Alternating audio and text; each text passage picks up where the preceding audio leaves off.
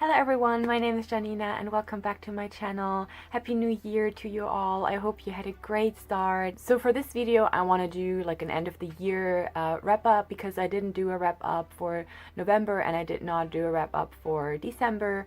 I thought I'd just put it all into one video. Yeah, without further ado, let's get started. The first book I read in November was The Diviners by Libba Bray, which is a book that is set in the 1920s in New York. We follow Evie and she had some problems at her home, so her father is sending her to her uncle in New York, where she is supposed to work together with him in his museum that he runs. She meets a lot of new people in New York and she's like really excited to be living in New York because New York is really advanced and very modern. The special thing about Evie is that she has kind of like a supernatural power that nobody is supposed to know about. Suddenly some weird murders are happening in New York. For the investigation of the murder, her uncle is being consulted as a investigator basically, and Evie wants to help him and kind of gets involved into this whole investigation of weird occult-like murders. We follow Evie and her uncle and some other people that she meets throughout her time in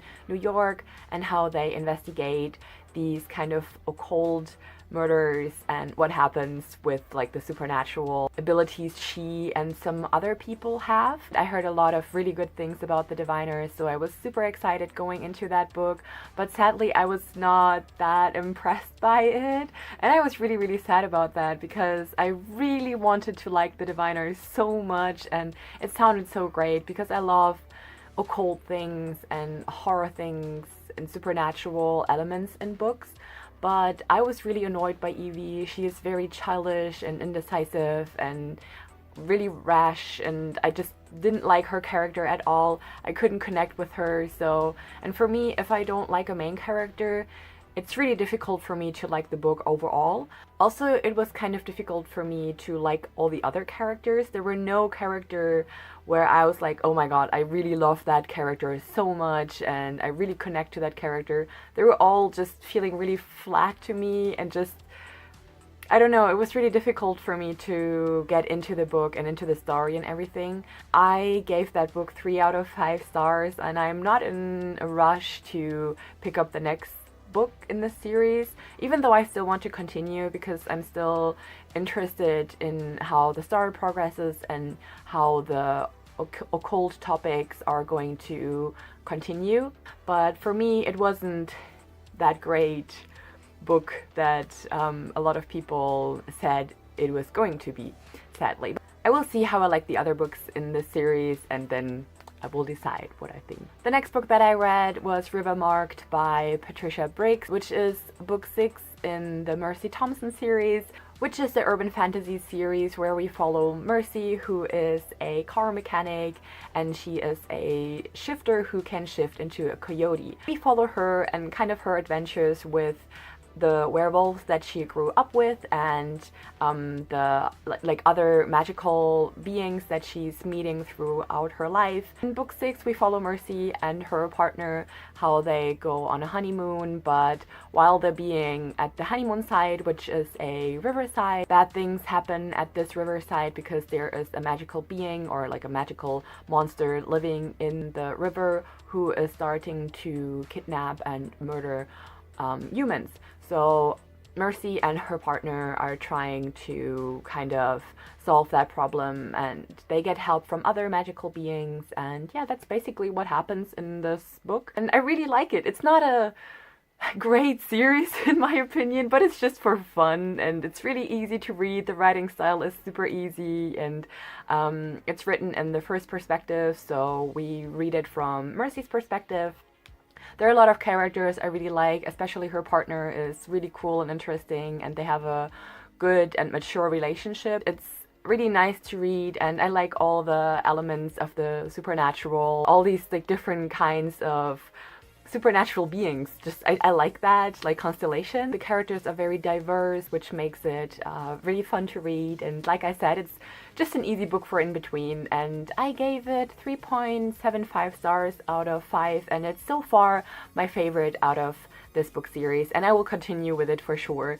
Then I read Shadow and Bone, which is the first book in the Grisha trilogy by Leigh Bardugo. It's a fantasy trilogy that is inspired by Russian history. We follow Alina, who is a soldier, and there is something in this world called the Shadowfold, which is kind of like a part of the world where there's only like darkness. There's no light, and there's like some monsters in that Shadowfold, and people cannot really get through it. And this Shadowfold is kind of dividing the country. At the beginning of the book, Alina and her regiment are supposed to get through this Shadowfold, but they're getting attacked, and while they're being attacked, Alina is using a power that she never knew that she had. She is sent off into an academy where she can learn to control that ability that she has.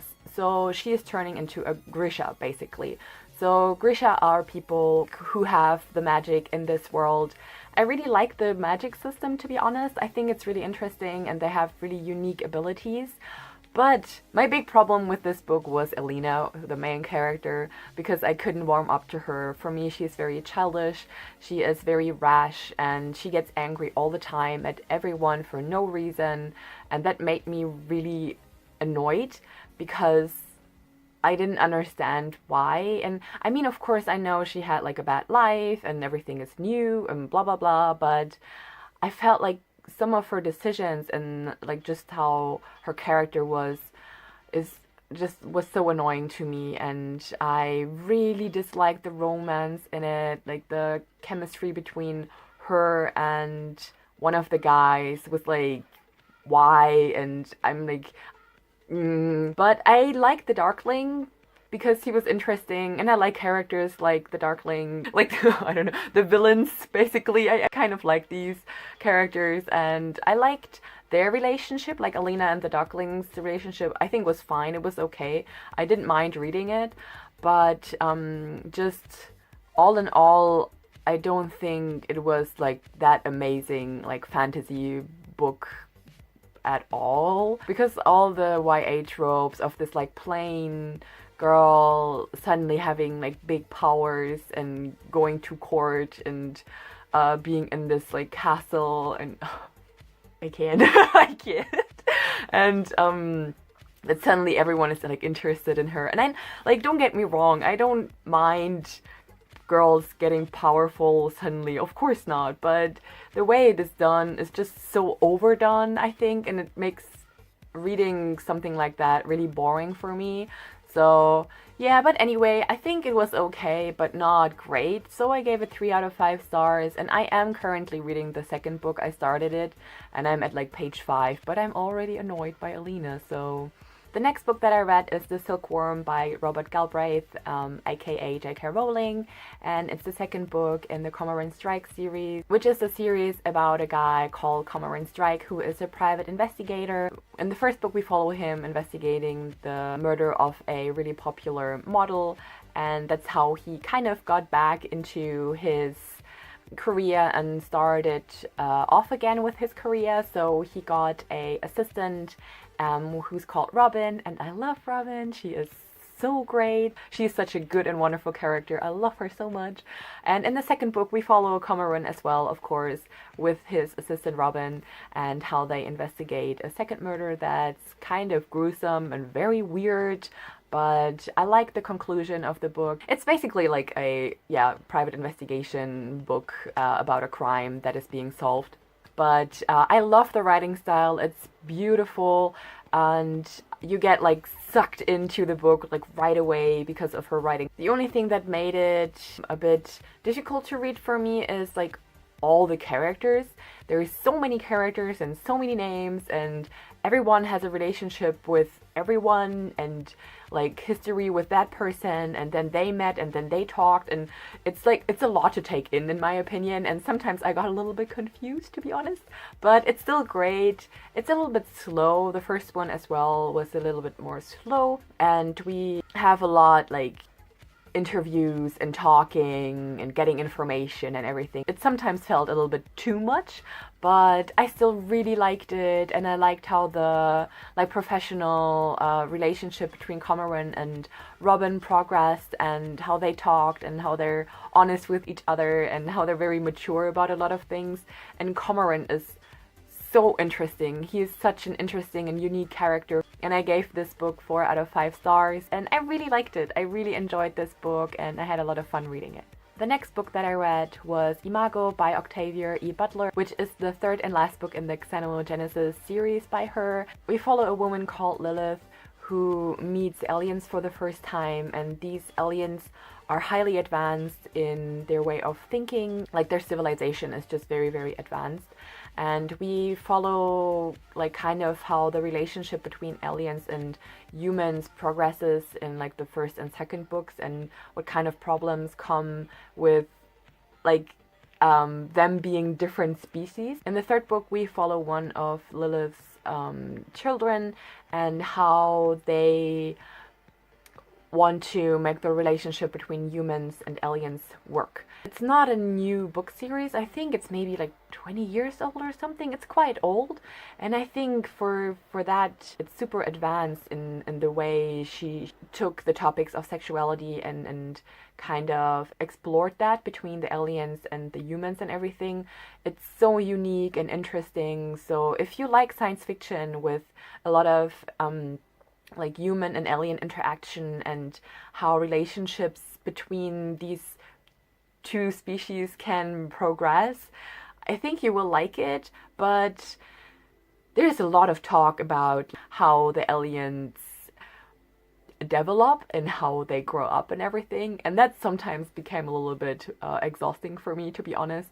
But all in all, I think it was a very interesting and very unique read for me. I recommend it if you like science fiction and you want to like kind of start off with science fiction, and if you like aliens, I can recommend it to you. If you like weird aliens and weird relationships between aliens and humans. Then I read a book called The Southernmost Murder, which is a gay romance novel by the author C.S. Poe. We follow Aubrey, who is the caretaker of a old building. He's kind of managing the property, but one day, like, he finds a secret door in that house, and there is a skeleton inside that door. He, of course, calls the police, but when they come to the house, the skeleton is gone. While this is happening, his boyfriend is coming to visit Aubrey for a week. His boyfriend is called Jun, who is a Japanese FBI agent. Bad things keep happening, and Aubrey and Jun get involved into another murder that's being investigated. Yeah, we follow them both, and it's just a really like easy read, but it wasn't great. It really wasn't. I didn't like the writing style a lot. And to be honest, Aubrey was really childish, even though he's like 34. I liked Jun a lot. He was very calm and collected and just really cool, like a really cool guy, I think. But Aubrey felt like kind of too immature for being a 35-year-old guy, and that's what I really didn't like. So I gave it 2 out of 5 stars, and yeah, it's just, you know, like a kind of bad romance novel, I guess. So yeah. The last book that I read in 2018 was The Son of Neptune. I just finished it on New Year's Eve, and I was so proud because it took me forever to read this book, and I don't know why. Well, I do know why. Probably because I read so many manga in the last few weeks that I kind of like pushed this book away, and I was like, I want to read some manga. So yeah, that's probably why. Anyway, I finished it on New Year's Eve, and I was very, very proud. So yeah, I read The Son of Neptune by Rick Riordan, of course, which is the second book in the Heroes of Olympus series.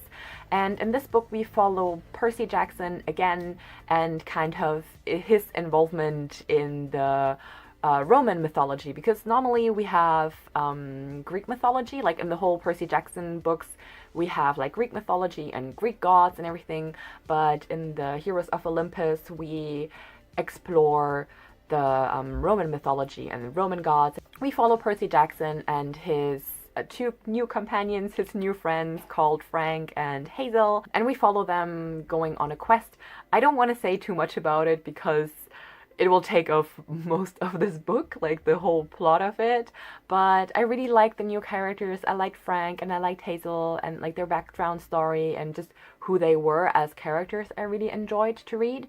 But I felt like the book was a little bit long-winded, that I think some parts could have been taken out to give this book a bit more impact, to make it just a little bit shorter, because some parts were like, they felt really stretched and that made it like hard to read for me. But all in all, I liked it. I still like following these characters and this world, and I'm looking forward to the next book in the series. The rating I gave this book is 3.75 stars out of 5, so not that great, not that bad, but I still had fun reading it, and I love Percy. But yes, this was the last book I read in 2018, so this is kind of my end of the year wrap up for you guys, and I hope you enjoyed this video. And I have so many goals, like reading goals for the coming year. I hope I can read even more, and yeah, Happy New Year again to you all. I hope you're all doing well, and I will see you guys in the next video. Take care,